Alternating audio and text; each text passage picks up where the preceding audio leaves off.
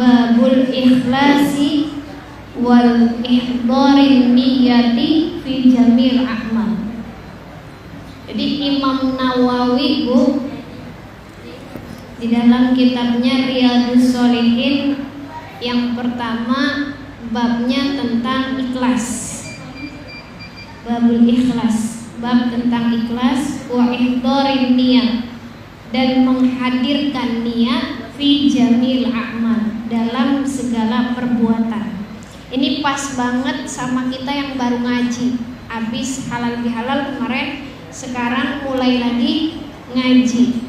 Makanya bab yang terpenting di antara yang penting-penting yang lain adalah bab tentang niat kita, sambil kita benahi niat kita. Karena apa? Sebanyak apapun amal kita, kalau niatnya tidak lillahi ta'ala, mubazir. Karena apa? Sebanyak, secapek, selelah apapun kita, kalau niatnya nggak lurus, capeknya jadinya mubazir, ya.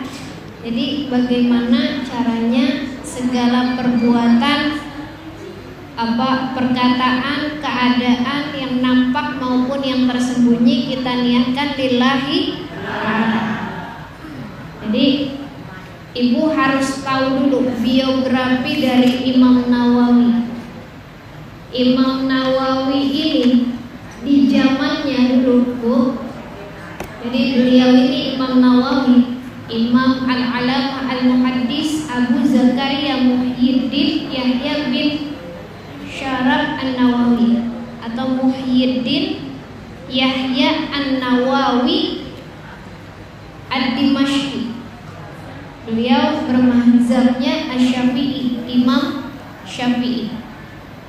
Beliau itu orang yang zuhud, orang yang wara', orang yang sering beramal soleh. Padahal di zamannya banyak orang yang lebih pintar dari Imam Nawawi. Di zamannya juga banyak orang yang lebih tua daripada Imam Nawawi. Ternyata apa? Ternyata walaupun Imam Nawawi ini bukan seorang ulama yang paling tua di zamannya, bukan pula orang yang paling banyak ilmunya, tapi Allah kasih ridho, anugerah, Allah letakkan cintanya kepada Imam Nawawi sehingga ilmunya bermanfaat. Kenapa? Karena beliau ngajar, beliau belajar, beliau beraktivitas, niatnya hanya lillahi ta'ala. Zuhud terhadap manusia, zuhud terhadap dunia. Jadi hanya Allah aja. Kalau kita, Bu, kalau kita nih bikin status, di like orang tuh masih suka ya, Bu? Kalau mama mah nggak suka bikin status nih, gitu ya. Kalau kita dipuji orang masih demen, iya, iya enggak? Begitupun kalau dihina masih sebel sama orang. Nah, beda halnya dengan Imam Nawawi. Imam Nawawi itu udah nggak butuh validasi dari manusia. Mau dianggap nggak dianggap, pokoknya dia melakukan kebaikan. Mau disukai, mau nggak disukai, pokoknya yang namanya kebaikan dia jalanin lillahi ta'ala. Makanya kenapa ilmu beliau sampai sekarang masih relevan, masih kita pakai, masih bermanfaat untuk banyak orang, karena salah satunya beliau ikhlas di dalam niat. Bu, banyak yang lebih pintar, banyak yang lebih sepuh, banyak, tapi belum tentu ikhlas. Maka kita hari ini belajar babul ikhlas wa ihdarin niyat fi jamil a'mal wal aqwal wal ahwal al barizati wal khafiyah. Jadi kita belajar bab tentang ikhlas dan menghadirkan niat. Niatnya ya pada seluruh tadi perbuatan, perkataan, keadaan, baik yang nampak maupun yang sembunyi. Qala Allah Ta'ala fil Qur'anil Karim, Allah berfirman di dalam Al-Qur'an yang dituliskan di awal kitab Riyadhus Shalihin. Bismillahirrahmanirrahim. Wa ma umiru illa liya'budullaha mukhlishina lahuddin. Bu, apa kata Allah? Dan tidaklah wama dan tidaklah umiru diperintahkan illa, kami diperintahkan illa kecuali liya'budullaha mukhlishina lahuddin, untuk liya'budullah, untuk menyembah Allah. Mukhlisina, mukhlis itu mengesahkan, ikhlas, lahuddin baginya agama. Jadi hunafa wa yuqimus sholata wa yutuz zakata wa dzalika dinul qayyim. Hunafa yang cenderung, wa yuqimus sholat dan kami disuruh mendirikan sholat, wa yutuz zakat dan menunaikan zakat, wa dzalika dinul qayyim. Yang demikian itu adalah agama yang lurus. Jadi ibu-ibu di sini mau jadi orang baik, tiketnya kan banyak ya Bu ya. Tiket surga tuh banyak, rutenya banyak, mau kemana kita banyak rutenya. Ada yang mungkin tiket surganya berbakti kepada orang tua, ada yang mungkin tiket surganya berbakti sama suaminya, ada lagi yang mungkin tiket surganya menolong fakir miskin, ada lagi yang mungkin tiket surganya dengan ilmu. Tapi ingat Bu,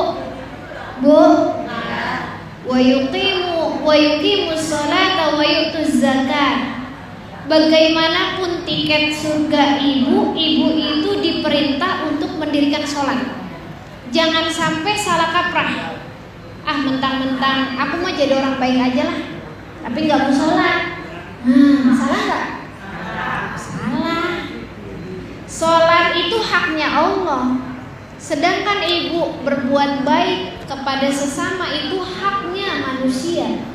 Jadi ibu punya hablum minallah, punya hablum minannas, bahkan ditambah lagi satu, hablum minal alam. Jadi bukan hanya ibu hubungan dengan Allah, tapi juga hubungan dengan manusia dan juga hubungan ibu dengan alam. Karena sekarang alam itu banyak yang hancur gara-gara kerakusan manusia. Maka bukan hanya sesama manusia, tapi juga dengan alam dan juga dengan Allah. Jadi jangan sampai ibu tertipu daya. Yang penting baik hati, tapi nggak mau sholat. Padahal Allah nyuruh wa yuqimus sholat. Ibu suruh sholat, belum beres kalau hanya sekedar baik dengan tetangga, tapi nggak mau sholat. Begitu pula sebaliknya, belum beres kalau hanya sholat tapi omongannya masih nyakitin tetangga orang. Maka harus gimana? Ya harus sama-sama, dua-duanya diperbaiki. Wa yu'tuz zakat, sama, dirikanlah zakat. Mau zakatnya fitrah kek, mau zakat mal, tergantung dari kemampuan masing-masing. Wa dzalika dinul qayyim. Dan yang demikian itulah, itu tuh tadi, ibu melaksanakan sholat, menunaikan zakat, ibu ikhlas karena Allah, itu namanya agama yang lurus, yaitu agama Islam. Orang ngaku agama Islam, yang penting hatinya baik, tapi nggak mau sholat, nggak mau puasa. Kira-kira gimana? Salah nggak? Salah. Begitupun sama orang ngaku orang Islam, sholatnya rajin, tapi tiap hari nyakitin orang. Salah nggak? Salah. Itu bukan dinul qayyimah, bukan agama yang lurus. Agama yang lurus itu ya hablum minallahnya baik, hablum minannasnya baik, hablum minal alamnya juga baik. Walaupun ibu ada males-malesnya dikit gitu ya, kadang-kadang khilaf suka nggak sengaja nyakitin orang ya, tapi paling tidak ibu masih di jalur lagi khilaf, ya udah kita luruskan lagi. Kalau lagi salah ya udah minta maaf, dilurusin lagi. Kalau lagi males ya udah taubat besok-besok, jangan sampai sholatnya males lagi gitu. Jadi itu wadzalika dinul qayyim. Wa qala ta'ala, dan Allah berfirman, la yanalallaha luhumuha, tidak sampai kepada Allah luhumuha, dagingnya, wala dima'uha, dan darahnya. Nanti nih ibu kalau berkorban, Bu, mau korban kambing apa sapi apa korban perasaan? Tahun ini udah bisa korban belum? Udah korban perasaan dulu deh. Apa mau korban kambing? Korban sapi? Insya Allah. Ya insya Allah udah niat dulu tuh. Mudah-mudahan. Celengin lah. Seumur hidup sekali lah korban paling enggak. Kalau bisa setiap tahun, gantian sama keluarga nyelengin. Kapan lagi? Mumpung masih ada rezeki, nyelengin dikit-dikit yang bisa. Lanjut. Jadi nggak sampai daging kita, darah kita nggak sampai. Tadi kambing kita nggak sampai kepada Allah, darahnya juga nggak sampai. Walaki yanaluhu taqwa, akan tetapi yanaluhu yang sampai padanya pada Allah adalah taqwa minkum, adalah takwa dari kalian. Bu, ibu nanti mau korban kambing apa korban sapi, Allah makan nggak darahnya? Butuh nggak? Enggak. Allah butuh nggak darahnya? Sampai nggak sama Allah? Yang sampai itu apa? Takwa, iya, keikhlasannya. Lah kalau cuman niat korbannya buat pamer, kalau korbannya mentang-mentang orang kaya, nggak enak lah kalau nggak korban. Nyampe nggak? Enggak nyampe. Jadi yang sampai adalah ketakwaan kita, keikhlasan. Wa qala ta'ala, dan Allah berfirman, qul in tukhfu ma fi sudurikum aw tubduhu ya'lamullah. Qul, katakanlah, in tukhfu, jika kamu sembunyikan ma fi sudurikum, pada hati-hatimu, aw tubduhu, dan kamu nampakkan, kamu keluarkan, ya'lamullah, Allah pasti mengetahui. Bu, mau ibu pamernya dalam hati, mau ibu pamernya dikeluarin, Allah pasti tahu. Ini bahaya. Orang yang nggak ikhlas tuh nanti ada bahaya. Nanti diceritakan di sini nih, menurut sebagian riwayat-riwayat. Tapi ibu ingat, kita sudah masuk bulan Dzulqa'dah sekarang, tanggal 14 Dzulqa'dah atau Dzulqa'dah biasanya. Bu, termasuk Ashhurul Hurum. Kita udah belajar tuh dari tahun lalu. Ashhurul Hurum ada Dzulqa'dah, terus Dzulhijjah, Muharram, satu lagi Rajab, yang dimana nanti menurut Imam Al-Baghawi, kalau orang yang beramal soleh pada bulan yang diharamkan oleh Allah, yang 4 ini, Allah akan lipat gandakan pahalanya. Begitupun sama orang yang zolim, yang menyakiti pada bulan haram ini, pada bulan-bulan yang mulia, kalau menurut Imam Al-Baghawi dan juga menurut tafsir Ibnu Katsir, Allah akan lipat gandakan juga dosanya. Maksudnya apa? Suruh hati-hati, Bu. Dalam 1 tahun Allah pilih 4 bulan haram.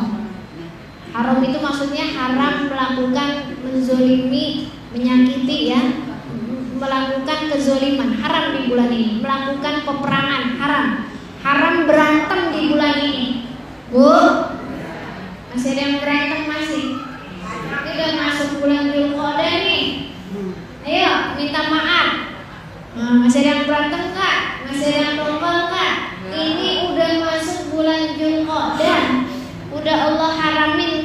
perang, udah Allah haramin untuk kita menzolimi orang, udah Allah haramin untuk kita ngambil daun salam dari pohonnya orang, nggak bilang-bilang lagi. Ya, hati-hati. Dari 1 tahun Allah pilih 4 bulan. Dari bulan-bulan Allah pilih lagi, Bu. Jadi dari 1 tahun Allah pilih 4 bulan, kan? Bulan Zulqa'dah, Zulhijjah, terus Muharram, satu lagi Rajab. Dari bulan nanti Allah pilih 1 minggu, minggu yang Allah cintai di hari Jumat. Dari Jumat nanti ada lagi waktu yang afdol, pada asar misalnya, atau pada subuh. Ternyata Allah pilih-pilih waktu-waktu tertentu ini buat apa sih? Fungsinya buat apa sih? Kalau Allah saja muliakan, artinya kita sebagai hambanya juga harus memuliakan. Hati-hati. Intinya sih semua bulan kita nggak boleh zolim ya Bu ya. Boleh zolim. Pelan-pelan lah kita belajar. Kalau masih dongkol ya namanya hati, tapi paling nggak juga dikeluarin dulu. Kalau udah belajar nggak dikeluarin, belajar lagi menata hati, ikhlas. Wa namiril mu'minina Abi Hafsin Umar bin Khattab bin Nufail bin Abil Uzza bin Riyah bin Abdillah bin Qurati bin Rozah bin Adi bin Ka'ab bin Lu'ay bin Ghalib al-Qurashi al-Adawi radhiyallahu anhu. Qala sami'tu Rasulullah sallallahu alaihi wasallam. Ini aku mendengar Rasulullah sallallahu alaihi wasallam yaqulu bersabda. Rasul ngomong apa nih? Innamal a'malu binniyat. Sesungguhnya segala amal itu tergantung dengan niat. Ibu dari rumah ngaji mau kesini ke Majelis Talim Sukari Al-Mukmin. Niatnya apa Bu? Niatnya apa? Tuntut ilmu, maka ibu dapat ilmu. Niatnya apa?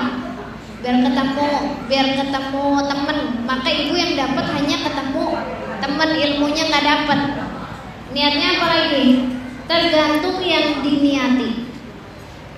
Bahkan nanti ada yang meriwayatkan kalau ibu ngaji dari rumah sudah berwudu, ibu masuk ke masjid atau ke majelis taklim untuk nuntut ilmu atau untuk ngajar, pahalanya setara dengan haji dan umrah. Coba ibu dari rumah udah wudu belum? Alhamdulillah.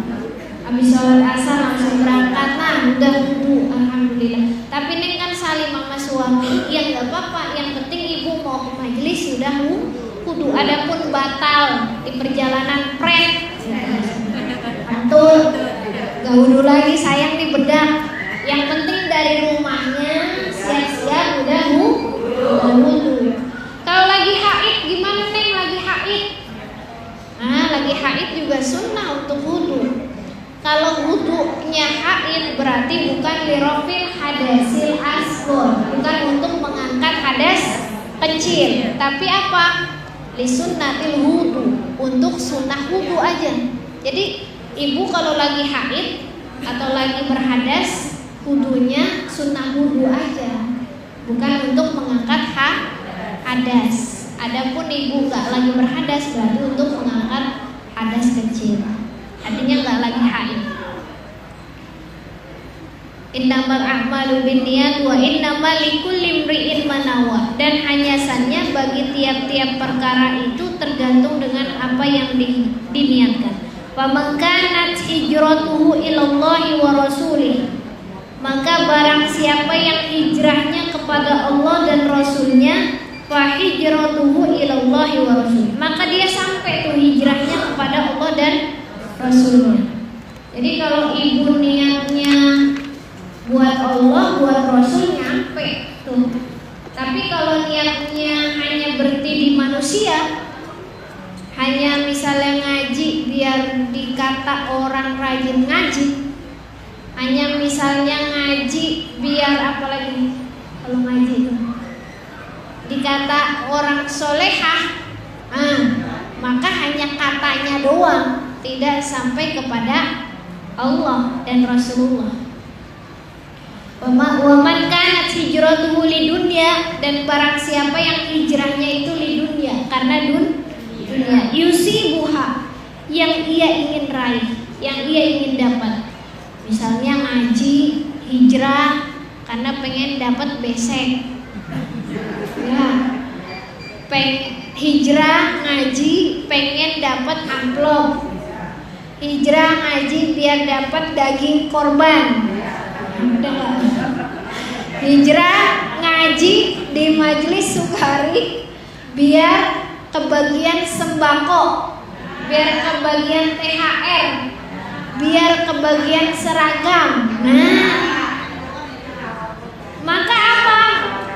Ya udah, awim roatin yang kihuha, atau karena perempuan yang ingin dinikahinya. Fahijratuhu, maka hijrahnya itu ila ma hajar ilaih, kepada apa yang dia hijrah karenanya. Ibu, ibu ngaji pengen dapat besek. Kalau pengen dapat besek berarti berarti ilmunya nggak dapat, Allahnya nggak dapat. Yang dapat apa? Beseknya doang. Ibu ngaji pengen dapat seragam, seragamnya doang dapat, hidayahnya nggak dapat, perbaikannya nggak dapat, keberkahannya nggak dapat. Ibu ngaji di Julqodah karena bentar lagi Zulhijjah nih, dan kebagian daging kurban dari Om Bos. Tak, kalau nggak ngaji nggak ada aksennya, nggak kebagian kurbannya. Maka ya udah, wa hijratuhu ila ma hajaro ilaih. Jadi sama Bu, nggak di mana-mana. Oh, nggak di sini, di sono di Penjaringan. Tuh kalau di Penjaringan tuh, kalau mau Zulhijjah, mau Lebaran itu ada yang ngaji banyak, walaupun nggak ada abi, yang ngaji ratusan. Taunya apa? Pengen daging korban. Udah dapet daging korban nggak ngaji lagi. Iya. Ada kayak gitu, ada, tapi bukan di sini. Di sono. Oh, di sini ada ya. Kalau masih ada, kita perbaikin ya. Udah, karena Allah. Daging kurban mah nggak seberapa, besek mah nggak seberapa, tapi keberkahannya yang luar biasa. Tapi ilmu dan kemanfaatan yang luar biasa. Tapi Allahnya dan Rasulullahnya yang kita pengen, itu yang luar biasa, yang akan menyelamatkan kita di padang mahsyar nanti. Itu yang luar biasa. Kalau hanya dapat daging korban mau udah kemakan Bu, enak, udah bosan. Iya, bosan udah. Pokoknya yang pertama Allah dan Rasul. Muttafaqun ala sihhati. Rawahu Imam Al-Muhadditsin Abu Abdullah Muhammad bin Ismail dan sebagainya. Lanjut lagi yang nomor 2. Hadis nomor 2. Wa an ummil mu'minin Ummi Abdillah Aisyah radhiyallahu anha qalat. Dari Ummu Mukminin Ummi Abdillah Aisyah radhiyallahu anha qalat, berkata, qala Rasulullah sallallahu alaihi wasallam, telah bersabda siapa Rasulullah sallallahu alaihi wasallam, yaghzu jaishul al-Ka'bah. Jadi fa idza kanu bi bayda'a minal ardi yuhsabu bi awwalihim wa akhirihim. Apa nih? Yaghzu, telah menyerbu mereka menyerbu wajaisun al-Ka'bah, pasukan ke Ka'bah, pasukan Ka'bah. Apa pasukan pengen nyerbu Ka'bah, ke Ka'bah. Jadi gini Bu, ini Aisyah berkata dari Rasulullah, ada sebuah pasukan lah itu yang pengen nyerbu Ka'bah. Fa idza kanu bi bayda'a minal ardi, maka apabila itu tuh tadi tuh yang menyerbu tadi dibenamkan minal ardi, dari bumi, wa yukhsafu bi awwalihim wa akhirihim, dan dibinasakan dari awalnya mereka sampai akhirnya. Gak ngerti nih maksudnya gimana nih? Qalat qultu ya Rasulullah, tanya lagi tuh kepada Rasul, maksudnya apa? Kaifa yukhsafu bi awwalihim wa akhirihim wa fihim aswaquhum, bagaimana bisa yukhsafu dibinasakan bi awwalihim wa akhirihim, dengan dari yang pertama wa akhirin sampai yang akhir, wa fihim awsaquhum, dan di tengah-tengahnya ada pasar. Maksudnya apa nih Bu? Jadi ada satu pasukan mau nyerang Ka'bah. Ada yang pasukan di awal, ada yang pasukan di akhir. Ini tengah-tengahnya ada pasar. Ada orang-orang yang tidak mau menyerbu Ka'bah.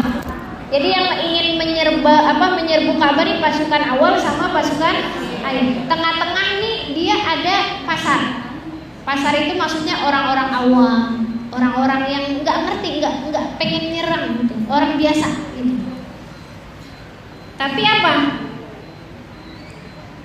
Tengah-tengahnya ada aswakum, ada pasar-pasar mereka. Wa man laisa minhum, dan orang yang bukanlah dari mereka, yang di pasar tadi bukan dari golongan mereka, bukan artinya bukan pasukan mereka, bukan pasukan yang ingin menyerang Ka'bah. Terus qala, berkata yukhsafu bi awwalihim wa akhirihim, tapi kata Rasul dibinasakan tuh dari awal sampai akhir, termasuk yang di tengah-tengah ini. Paham gak Ibu maksudnya? Termasuk yang di tengah-tengah ini yang dia nggak tahu, yang dia memang nggak ada niat buat menyerbu si Ka'bah, menyerbu Ka'bah ini. Summa yub'atsuna ala niyatihim, kemudian mereka akan dibangkitkan atas niat-niat mereka.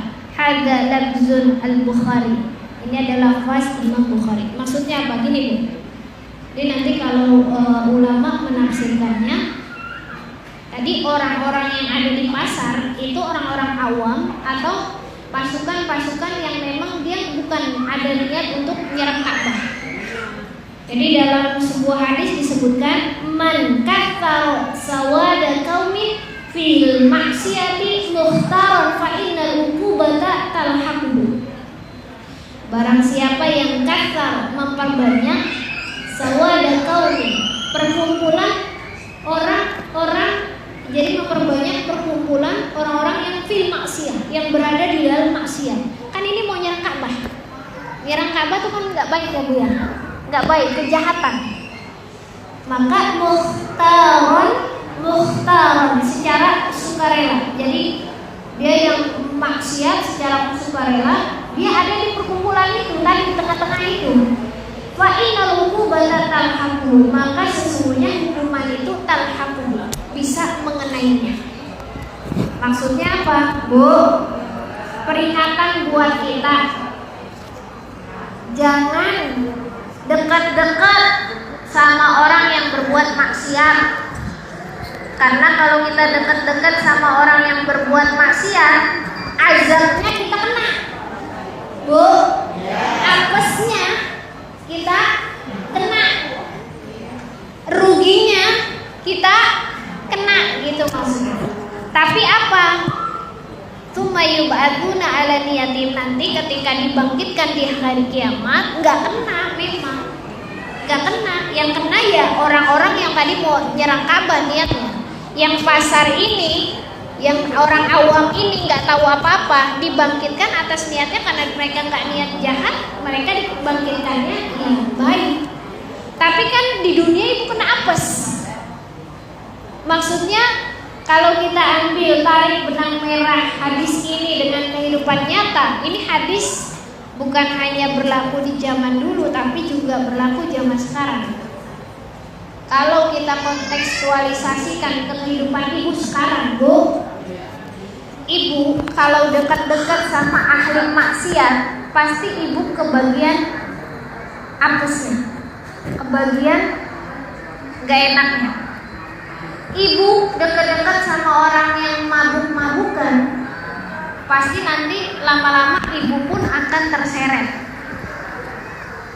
Entah terseret menjadi orang yang ahli mabuk, entah terseret anak ibu yang apes jadi kena, entah terseret mungkin uang ibu dan lain sebagainya yang tidak berkah.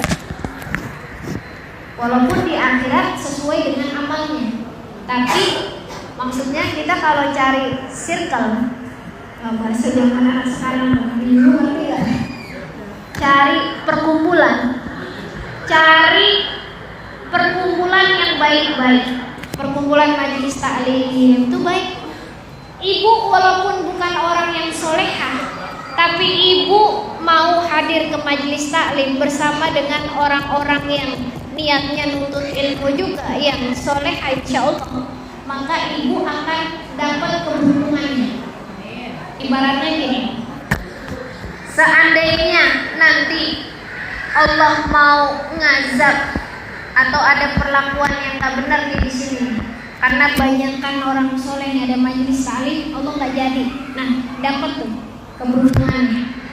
Begitupun kalau kebanyakan orang yang ahli maksiat, kita ada di situ, kita nggak maksiat, tapi sekeliling kita banyak yang maksiat, maka mungkin bisa jadi kebakaran atau musibah datang di kampung itu. Nah, ini nyata real. Jadi buatlah kampung Semanan ini kampung yang banyak orang yang berbuat baiknya dibanding orang yang masih mending makanya ada majelis taklim. Insya Allah banyak baiknya. Walaupun satu dua ada masih ada. Tapi apa pada intinya, kalau tadi di hadis itu di awal, di akhir itu orang jahat semua, tapi di tengah-tengahnya ada orang baik. Akhirnya apa? Orang baiknya kalah. Akhirnya Allah benarkan semuanya, Allah binasakan semuanya gara-gara kebanyakan yang jahat. Makanya kalau kebanyakan udah menggeliat orang-orang jahat, itu milih hijrah. Tapi kalau masih banyak orang baik, ayo kita ajak biar sama-sama jadi baik, biar tak hapus-hapus banget itu ya. Coba aja ibu, kalau anak-anak banyak yang maksiat, anak kita jadi keikutan. Jadi maka coba buat biar lebih banyak kebaikannya, jangan banyak yang maksiatnya. Nah, jadi luar biasa itu. Hati-hati dengan pergaulan. Pergaulan itu kalau kitanya nggak ngikut, kita yang kena apes. Kalau pergaulannya tidak baik. Kalau pergaulan baik, justru ibu dapat keberkahan. Ibu bergaul sama ulama, ibu bergaul sama orang-orang soleh, ibu bergaul sama orang yang baik. Kira-kira walaupun kita belum baik, Bu, kalau pergaulan kita baik, walaupun kita belum baik, kebagian nggak kita baik? Kebagian, justru kebagian. Maka perbanyaklah bergaul dengan orang-orang yang baik. Karena sudah jam 5 kurang 4 menit, jadi nggak banyak. 2 hadis saja dulu. Nanti kita lanjutkan lagi Riyadhus Shalihinnya. Monggo ada yang mau bertanya? Mungkin. Bu, kalau hadis enak dah, nggak banyak masalah. Kalau fikih tuh banyak yang di zaman sekarang banyak permasalahan terbaru. Ini sebelum saya akhiri, ibu-ibu siap-siap ya. Sekarang sudah masuk bulan haram, bulan yang dimuliakan. Maksudnya bulan haram itu haram untuk kita berbuat maksiat. Banyakin amal. Nanti ada ulama yang menjelaskan ada 6 amalan, ada 10 amalan, banyak banget nanti perbedaan pendapat ulama. Yang jelas ibu, Bu, ini siap-siap bulan Dzulqa'dah. Paling enggak yang pertama amalannya jaga lisan. Jaga lisan ya. Yang kedua, kalau bisa puasa apalagi nanti di hari Tarwiyah dan Arafah nanti bulan Zulhijjah. Kalau sekarang boleh ibu puasa Senin, Kamis, atau ibu mau puasa Yaumul Bid. Ini kan tanggal 14 ya. Berarti dari kemarin tuh 13, 14, 15. Karena saya juga baru tahu kemarin saya halal bihalal dengan PP Muslimat NU Bu Khofifah Indar Parawansa mengatakan bahwa puasa Yaumul Bid itu 3 hari di pertengahan pahalanya setara dengan puasa 1 tahun. Sama dengan ibu puasa 6 hari di bulan Syawal. Jadi kalau Syawalnya kan udah lewat ya Bu ya, kita bisa. Atau kalau ibu nggak bisa puasa Yaumul Bid, ya udah paling nggak Senin Kamis. Kalau nggak bisa puasa Senin Kamis, minimal sebulan itu ada puasanya. Mau di hari apa ibu, di hari lahir ibu monggo, atau mau di hari Senin, atau mau di hari Kamis. Karena ini bulan-bulan yang dimuliakan oleh Allah, maka puasa pahalanya lebih banyak. Ya, tadi jaga lisan, puasa. Terus, Bu, bisa nggak kalau sholat 40 waktu berjamaah? Sulit ya. Kalau ada anak mah bisa kayaknya di rumah. Kalau nggak ada, kalau suami kan biasa ke masjid. Kalau ada di rumah sama anak sama cucu, jamaah 40 waktu. Ya, insya Allah pahalanya setara dengan haji dan umrah. Walaupun tahun ini kita nggak bisa haji. Kalau bisa lagi 40 hari. Kalau 40 hari jamaah, insya Allah hilang dari kita sifat munafik. Tapi sulit. Kalau ibu kan kadang-kadang ada aja urusannya ya. Mama ada aja urusannya ya. Mak ada aja urusannya. Ya pokoknya amalnya banyak lah, amalan banyak. Isi yang baik-baik. Kalau bisa sholat subuh berjamaah. Kalau nggak bisa 40 waktu, minimal isya dan subuh berjamaah. Nanti ada ulama yang mengatakan itu pun sama pahalanya seperti haji dan umrah. Dikerjakannya di bulan haram. Jadi sholat isya sama sholat subuh berjamaah. Ada lagi sholat subuh berjamaah. Habis sholat subuh zikir, nunggu waktu syuruk, nunggu waktu terbit. Kalau terbit kita di Indonesia tuh jam berapa Bu?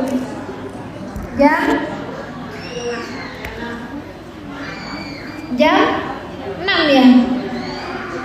Waktu terbit kurang lebih kalau hari ini jam 5.54 ya, jam 6. Waktu syuruk berarti bisa tuh dari jam 6 sampai kurang lebih setengah 7 kurang lah kita bisa sholat syuruk. Tapi masalahnya ibu-ibu abis subuh tuh biasanya ke pasar. Ya, abis subuh ribet masak. Ya udah paling gak abis subuh zikir walaupun sambil ke pasar. Sudah, nanti kita lanjutkan. Insya Allah minggu depan abang saya. Insya Allah. Nanti kita lanjutkan minggu-minggu berikutnya. Ibu-ibu, sebelum saya akhiri ada undangan dari Bapak Saman dan Ibu Masia. Ada orangnya tadi di belakang. Insya Allah mau ngunduh mantu Aan Septiawan dengan Yunita Puspitasari. Hari Jumat hari Sabtu, salah baca saya. Itu akad nikahnya. Akad nikahnya hari Jumat sudah di kediaman mempelai wanita. Ngunduh mantunya hari Sabtu sama hari Minggu ya Maya. Oh, Sabtu malam Minggu. Ini Sabtu malam Minggu. Sabtu malam Minggu. Ya, jam 8 sampai selesai. Berarti 2 hari, Mak? Oh, Sabtu aja. Sabtu berarti. Bapak Ibu silakan, nanti mudah-mudahan kita sehat walafiat bisa menghadiri ngunduh mantunya Ibu Masiah ya. Di Kampung Cipondo RT 10 RW 8. Tahu? Nyebrang. Oh ya. Bilang aja, nyebrang aja Ibu Masia. Kita doakan ya, mudah-mudahan acaranya berkah, lancar, keluarganya dijadikan keluarga yang sakinah mawaddah warahmah, dan mudah-mudahan diberikan keturunan yang soleh-solehah. Khususan Aan Septiawan dengan Yunita Puspitasari, keluarga besar Bapak Saman dan Ibu Masia. Al-Fatihah. Alhamdulillahirrahmanirrahim. Bismillahirrahmanirrahim. Alhamdulillahirabbil alamin. Arrahmanirrahim. Maliki yaumiddin. Iyyaka na'budu wa iyyaka nasta'in. Ihdinas siratal mustaqim. Siratal ladzina an'amta 'alaihim ghairil maghdubi 'alaihim waladdallin. Ighfir lana wa liwalidayya amin. Allahumma bihaqqil Fatihah wa bisirril Fatihah wa bikaramadil Fatihah iqdi hajatina li Aan Septiawan dan Yunita Puspitasari. Iqdi hajatina keluarga besar Bapak Saman dan Ibu Masia. Iqdi hajatina